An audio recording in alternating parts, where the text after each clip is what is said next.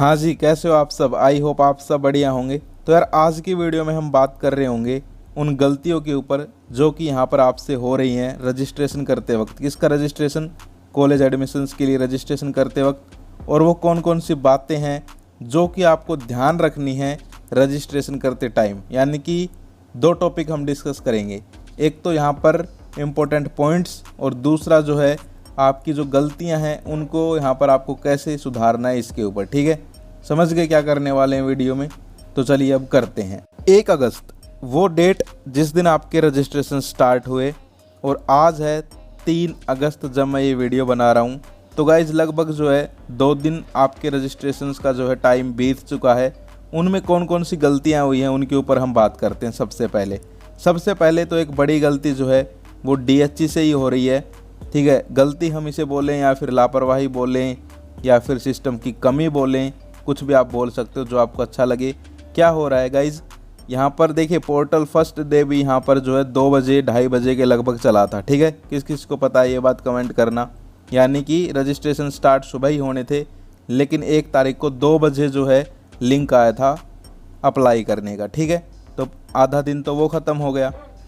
दूसरा जो है 2 तारीख को भी यहाँ पर मैंने चेक किया कि जो है लिंक ही नहीं था। ठीक है, शाम को आया।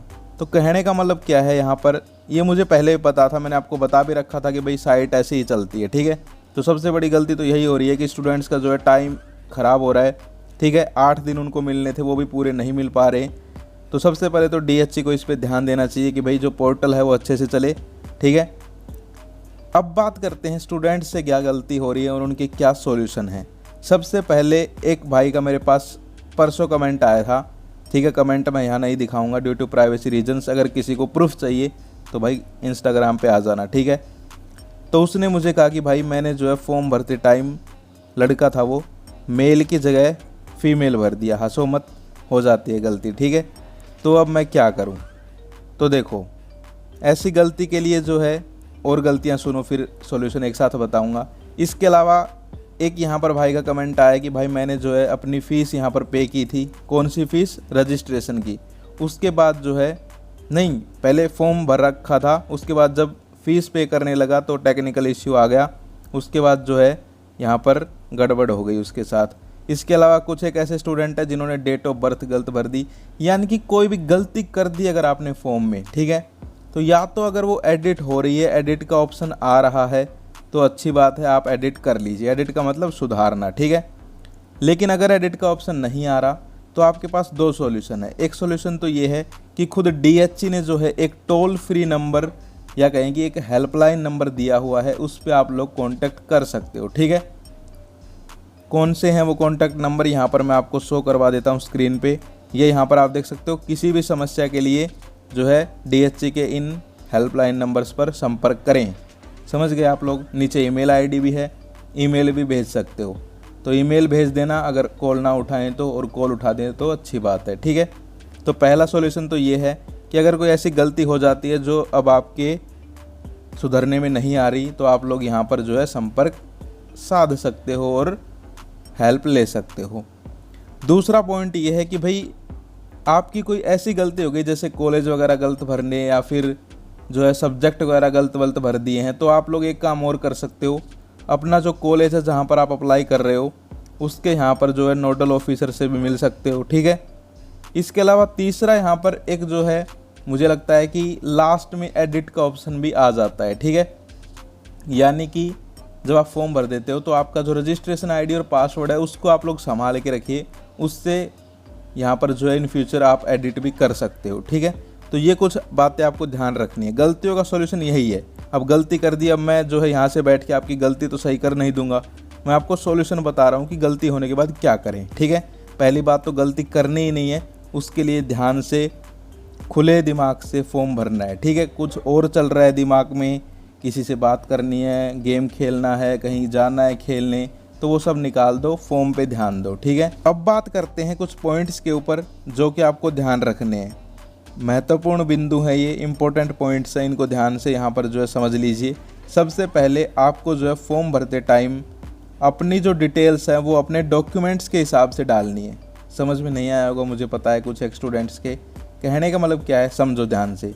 जैसे कि आपका डॉक्यूमेंट है, कोई भी आधार कार्ड है, 10th की सर्टिफिकेट, कुछ भी है, उसमें आपका नाम जो है, जैसे मैं अपना ही ले लेता हूँ एग्जांपल, मेरा नाम है उसमें मान लीजिए GAUTAM, ये स्पेलिंग है गौतम की, ठीक है। लेकिन मैं जो है यूज़ दूसरी स्पेलिंग करता हूँ, यानी कि कहने का मतलब क्या है कि भाई डॉक्यूमेंट्स में जो है गलती से गलत स्पेलिंग लिखी हुई है, लेकिन मेरी सही स्पेलिंग कुछ और है। तो अब मैं क्या सोचूंगा कि भाई फॉर्म भर रहा हूँ तो सही वाली डाल दूँ। नहीं गाइज, जो आपके डॉक्यूमेंट्स में है वही चीज़ें आपको जो है फॉर्म में डालनी है, ये बात आप ध्यान रखिए, ठीक है। यानी कि मैच होनी चाहिए दोनों चीज़ें, वरना जो है आपका डॉक्यूमेंट वेरिफिकेशन तब होगा, तब आपको जो है दिक्कत आएगी, ठीक है, आपका फॉर्म रिजेक्ट हो जाएगा। समझ गए? यानी कि आपको अपना दिमाग लगा के जो है यहाँ पर ये नहीं करना कि भाई मैं सही कर देता हूँ अपनी तरफ से, नहीं, जो डॉक्यूमेंट्स में है वही चीज़ें आपको डालनी है, ठीक है, क्योंकि वहाँ पर जो आपके डॉक्यूमेंट से मैच किया जाएगा आपका डेटा, ठीक है। इसके बाद हम सेकंड बात करते हैं कि यहाँ पर कुछ एक स्टूडेंट कह रहे थे कि भाई हमें जो है जैसे किसी कॉलेज में एडमिशन लेना है तो हम सेलेक्ट कैसे करें। तो जब आप फॉर्म भरोगे, उन्होंने फॉर्म भरा नहीं है अभी तो इसलिए वो पूछ रहे हैं, जब फॉर्म भरोगे तो यहाँ पर आपको ऑप्शन मिलते हैं, जैसे तुम झज्जर से हो, या फिर तुम हो रेवाड़ी से, या फिर तुम हो रोहतक से, या फिर तुम हो हिसार से, सब अपने डिस्ट्रिक्ट का नाम सोच लीजिए, ठीक है, अपने मन में। तो तुम वहीं के कॉलेजों में तो एडमिशन लोगे, या फिर तुम हो यमुनानगर से और एडमिशन हमारे यहाँ के महेंद्रगढ़ में लोगे, ऐसा थोड़ा ना होगा। यानी कि अपने आसपास ही एडमिशन लोगे। तो जब फॉर्म भरने जाओगे तो अपना डिस्ट्रिक्ट जब आप सेलेक्ट करोगे तो वो उसके कॉलेज आपको दिखा देगा, ठीक है, सारे कॉलेज A to Z आपके डिस्ट्रिक्ट में जितने भी होंगे, या फिर दूसरे डिस्ट्रिक्ट के देख रहे हैं तो वो भी दिखा देगा, टेंशन की बात नहीं है। समझ गए? तो ये जब आप फॉर्म भरोगे तब आपके सामने एक ऑप्शन आता है कि भाई कॉलेज सेलेक्ट कीजिए। उसमें कई बार 5 कॉलेज सेलेक्ट करने पड़ते हैं, कई बार 3, अब की बार आई थिंक 3 सेलेक्ट करवा रहे हैं, ठीक है। तो वो आपको सेलेक्ट करने हैं, ठीक है। तो आपको जहाँ भी एडमिशन लेना है भाई वो सिलेक्ट कर लीजिए। यानी कि मुझे पता है कि आप लोग क्या सोच रहे हो, आप ये सोच रहे हो कि भाई कॉलेज का कैसे पता करें कि भाई इस कॉलेज में हमें ये कोर्स मिल जाएगा क्या, या फिर हम यहाँ एडमिशन लें। तो जब आप फॉर्म भरोगे तो सारी चीज़ें आपको फॉर्म में पता चल जाएंगी, ठीक है। यानी कि जैसे आपने कॉलेज सेलेक्ट किया तो उसके सारे कोर्स आपके सामने आ जाएंगे कि भाई इसमें BA भी है, ये कॉलेज BA भी करवाता है, BSc भी करवाता है, BA इकोनॉमिक्स भी करवाता है, BA पॉलिटिकल साइंस भी करवाता है, BSc फिजिक्स केमिस्ट्री भी करवाता है, BCom भी करवाता है, BBA भी करवाता है, BCA भी करवाता है। तो ये सारी चीज़ें जब फॉर्म भरोगे तब आपके सामने आएंगी, ठीक है। तो इसका यहाँ पर जो है टेंशन आपको नहीं लेनी है। जिस भी यहाँ पर कॉलेज में आप एडमिशन लेना चाहते हो, कॉलेज का तो पता कर लिया होगा, डिस्ट्रिक्ट में रह रहे हो उसमें, कि भाई मुझे इस कॉलेज में लेना है या इसमें लेना है। इसके बाद एक और डाउट यहाँ पर आता है, या फिर कहें कि एक इम्पोर्टेंट बात है जो कि आपको पता होनी चाहिए। गाइज आपको पता है कि यहाँ पर जो है आप एक कॉलेज में एडमिशन लोगे, ऐसा तो नहीं है कि 50 में लोगे या फिर 5 में लोगे या फिर 3 में। लेकिन आपको जो है फॉर्म भरते टाइम एक ऑप्शन दिया जाता है कि आप लोग जो है 3 या फिर 5 कॉलेज सेलेक्ट कर सकते हो। आई थिंक 3 है अब की बार, तो आपको जो है 3 ही करने हैं, ठीक है। ये नहीं है कि भाई मुझे तो, जैसे कि आपने ठान लिया कि भाई मुझे तो X कॉलेज, ठीक है, एग्जाम्पल ले रहे हैं, इसमें एडमिशन लेना है तो भाई इसका ही मैं जो है फॉर्म में इसको सेलेक्ट करूँगा। नहीं, ऐसा करने से क्या होगा, देखिए जब मेरिट लिस्ट निकलेगी तो मान लीजिए उस कॉलेज में जो है हाई यहाँ पर मेरिट लिस्ट गई, तो क्या अब तो आपका नंबर नहीं आया तो आप तो रह गए, ठीक है। सेकंड में भी नंबर नहीं आया तो रह गए आप तो। इसीलिए आपको जो है सेफ होके चलना है, कम से कम जो है 2-3 कॉलेज तो आपको सेलेक्ट करने हैं, ठीक है। ये गलती बहुत सारे स्टूडेंट कर रहे हैं, कुछ एक ने तो कर दी भी है, ठीक है। जो 1 तारीख को फॉर्म भर रहे थे उन्होंने तो कर भी दी, मेरे पास कमेंट आए हैं। बाद में जब मैंने उनसे बात की तो उन्होंने बोला कि भैया अब क्या करें, तो उनको बताएंगे क्या करना है।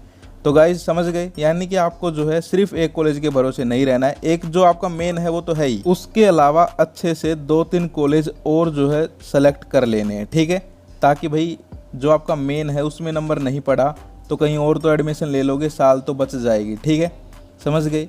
जैसे कि अब भी समझ में नहीं आया तो मान लीजिए आप जो है यहाँ पर एग्ज़ाम देने जा रहे हो, ठीक है, एग्ज़ाम सब ने दिए हैं, तो आप एक ही पेन लेके जाते हो क्या, ब्लू पेन, 2-3 और लेके जाते हो साथ में, चाहे काम पूरा जो फर्स्ट पेन था उससे ही कर रहे हो, लेकिन 2-3 ज्योमेट्री बॉक्स में या अपने पास रखे रहते हैं कि भाई अगर जिससे कर रहे हैं वो ख़त्म हो गया तो उनको यूज़ कर लेंगे, ठीक है। समझ गए? तो ऐसा ही है कि भाई एक एडमिशन के लिए एक कॉलेज में तो अप्लाई करो ही करोगे, लेकिन उसके साथ 2-3 कॉलेजों का नाम और सेलेक्ट कर लेना, ताकि उसमें नहीं आए मेन में तो और 2-3 में आ जाएगा, ठीक है। समझ गए? तो गाइज़ ये कुछ बातें हैं इसके अलावा जो है आपको एक वैलिड ईमेल आईडी और फ़ोन नंबर देना है, क्योंकि आपके फ़ोन नंबर पे यहाँ पर डॉक्यूमेंट वेरिफिकेशन के बाद मैसेज आ सकता है, ठीक है। तो ये भी आपको ध्यान रखना है।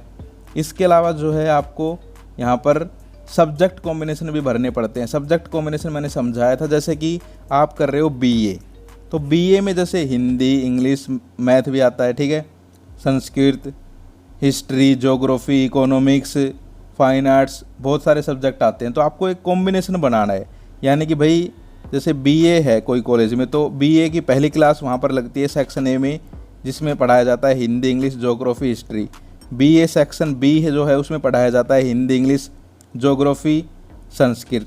तो ऐसे आपको सब्जेक्ट कॉम्बिनेशन सेलेक्ट करने हैं, ठीक है, जोड़े बना के सिलेक्ट करने हैं कि भाई मैं इन सब्जेक्ट्स को पढ़ सकता हूँ।